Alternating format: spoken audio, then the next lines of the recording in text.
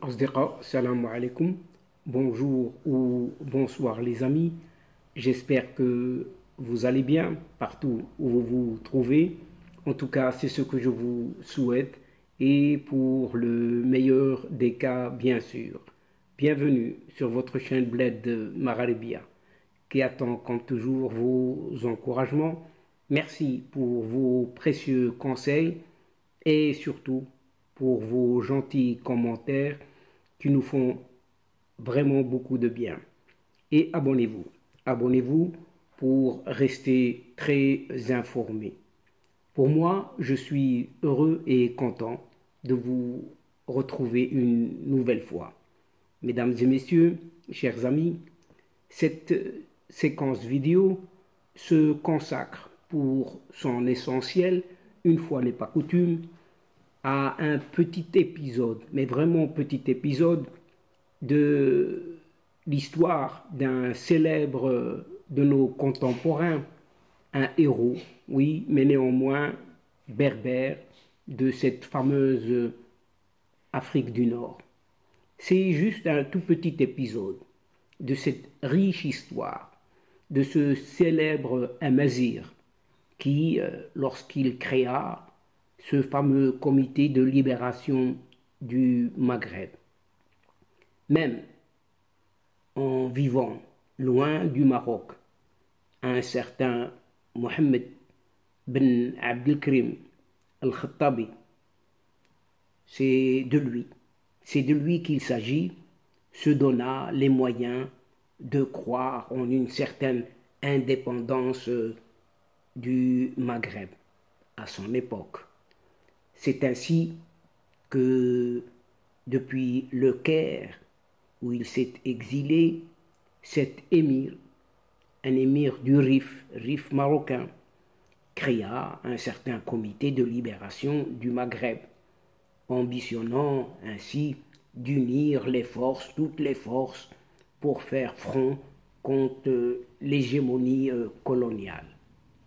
Après avoir échappé aux Français, Mohammed Ben Abdelkrim Al-Khattabi, né, juste pour petit rappel, né en 1882 et décédé en 1963, trouva refuge au Caire.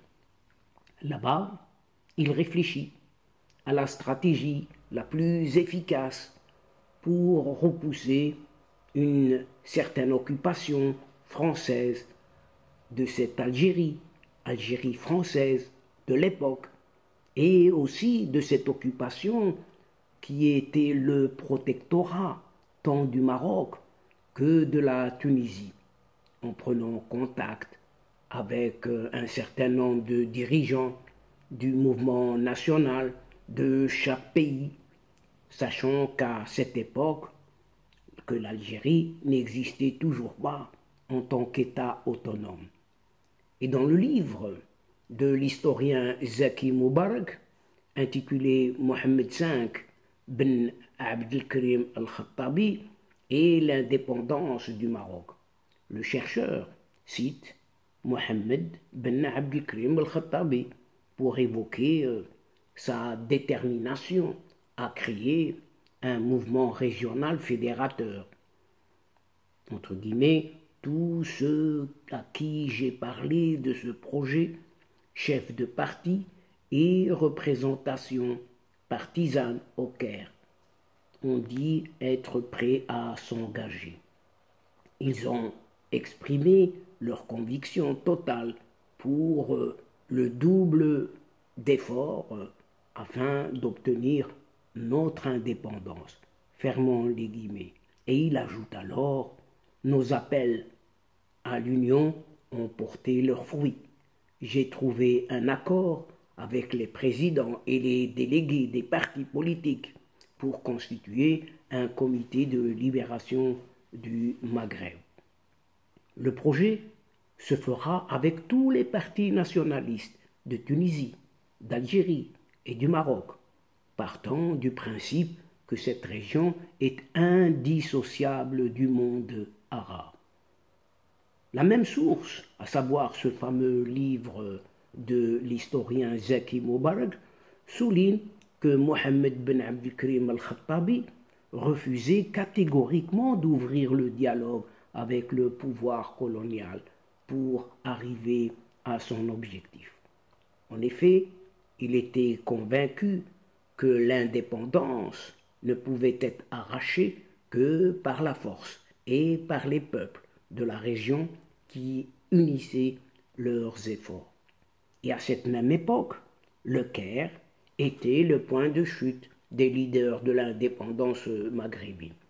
C'est ainsi que le 22 février 1947, l'émir Mohammed ben Abdelkrim al-Khattabi créa officiellement le comité de libération du Maghreb. Au Maroc, l'association regroupait des leaders du parti de l'Istiqlal, dont Allal Fassi et Abdel Khalq Torres. La Tunisie était représentée par un certain Habib Bourguiba du Néo-Destour et l'Algérie, sous occupation française, Algérie française, qui n'était pas encore indépendante, eh bien, elle était dirigée par un Chedli Mekki du PPA, parti du peuple algérien. Le congrès constitutif du comité se tint ainsi au Caire du 15 au 22 février 1947. La capitale de l'Égypte, le Caire, elle devint ainsi un véritable point de chute pour les leaders arabes et les grandes figures de l'indépendance des États de la région. En assemblée, tous les participants à ce rendez-vous, qui marqua un tournant, si c'est un tournant de l'histoire, s'engagèrent à coordonner les actions et unir les efforts pour libérer les États de la colonisation. Toujours, d'après Zaki Moubarak, ils étaient unanimes à voir en Mohammed ben Abdelkrim al-Khattabi l'homme idéal pour prendre les rênes du comité, considérant qu'il était un symbole de lutte en Afrique du Nord. Et dans le texte fondateur de l'association, selon Zaki Moubarak, Mohammed ben Abdelkrim al-Khattabi se distingua par un propos fort éloquent, disant ceci: si les États colonisateurs, dans leur tort, avaient besoin de soutien pour asseoir leur hégémonie, nous avons encore plus besoin de nous unir et nous avons plus raison de recouvrir notre liberté en sapant ce pouvoir colonial qui nous a divisés et spoliés de nos biens en ayant le dernier mot dans la gestion de nos vies quotidiennes. C'est ce pouvoir-là qui a fait barrage au développement de nos pays et détruit nos valeurs fondatrices. Fin de citation et fermons les guillemets. Mais alors, qu'était-il de ce Mohammed Abdelkrim al-Khattabi et l'armée maghrébine? Donc, qu'en était-il de ce Mohammed ben Abdelkrim al-Khattabi et l'armée maghrébine? Et à travers ce comité, Mohammed ben Abdelkrim al-Khattabi réussit à créer un noyau de l'armée de libération maghrébine en envoyant des missions de formation dans chaque pays. Ainsi, et toujours d'après l'ouvrage de Zaki Moubarak, l'ancien émir du Rif marocain commença à former des moujahidines à partir de 1948 jusqu'au début de la révolution algérienne, un certain 1er novembre 1954, dans un célèbre département d'une certaine Algérie toujours française. Cette année-là, il initia des centres de formation au Caire et en Libye. Mohammed ben Abdelkrim al-Khattabi espérait créer une relève d'officiers militaires chargés de préparer et de mener une révolution armée au niveau du Maghreb complet, entier. La première promotion fut envoyée en formation en Irak. Et en 1951, des membres du comité furent envoyés à Benghazi, en Libye donc, pour mettre en place une base militaire. Une mission qui fut confiée à ces trois lieutenants, Al-Hashmi Tod, Hamadi L'Aziz et Abdelhamid Al-Wujdi, également chargés à cet effet de prendre contact avec les directions des partis dans tout le Maghreb. À travers ces démarches, Mohammed Ben Abdelkrim Al-Khattabi mettait en application les termes du texte fondateur du comité, disant ceci: nous affronterons nos envahisseurs unis, constitués de 25 millions de personnes, ayant un même objectif et une même vision de l'indépendance totale du Maghreb. Nous allons œuvrer à atteindre cet objectif en employant tous les moyens possibles.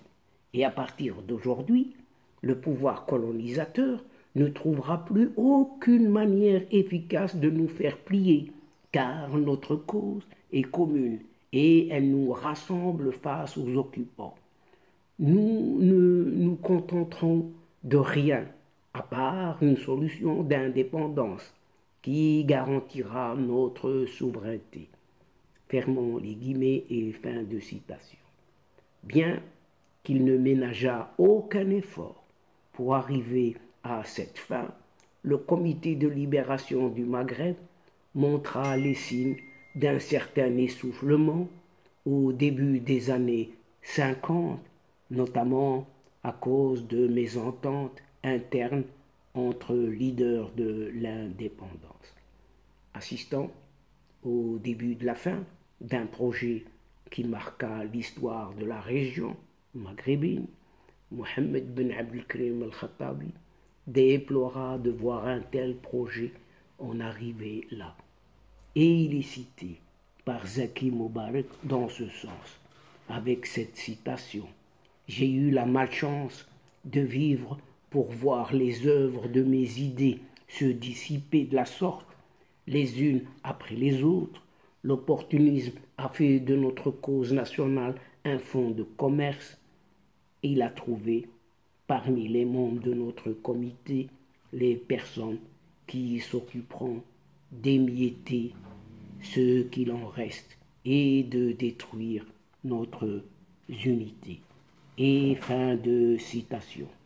Et donc, chers amis, mesdames et messieurs de la chaîne, c'est ici, sur cet émiettement de ce Maghreb qui continue, oui, qui continue de nos jours, à cause de ceux qui, vous savez bien sûr, que prend fin cette séquence, en prenant congé de vous, tout en espérant vous retrouver avec un immense plaisir, bien évidemment.